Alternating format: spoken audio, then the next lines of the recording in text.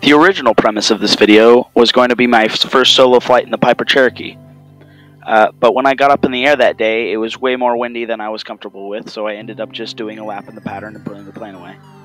Even though my original hope for this video is not going to work, I still got some good footage of my first solo landing in the Cherokee, so I'm going to use it as the background for this video. Instead of my first Cherokee solo, I'm going to talk about a rather stressful situation I was in a 172.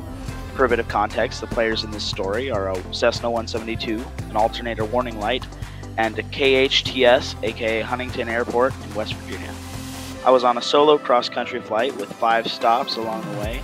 The first 2 went as planned, and I made full stop taxi-back landings. I picked up approach and continued with them towards the airport. When I got close to the airport, they transferred me to the tower. I told tower I wanted to do 3 touch and goes and then depart towards my 4th destination.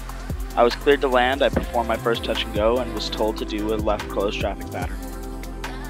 When I was established on downwind getting the plane reconfigured for landing, I noticed that the alternator warning light was on.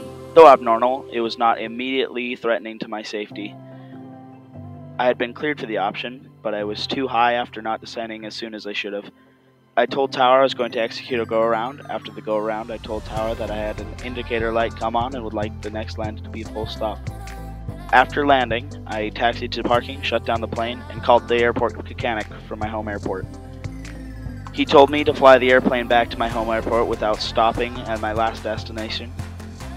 There were a couple things he told me to do to try and get the battery charging on the flight back, as he suspected it to be a loose wire or the voltage regulator.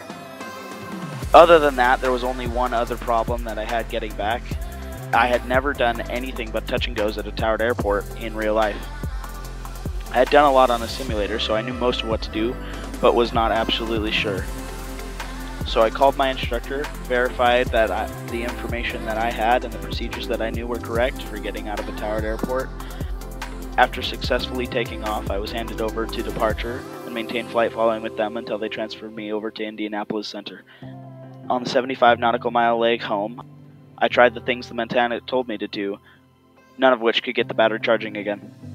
I unplugged my phone and any other unnecessary power draws. The flight home after that was uneventful.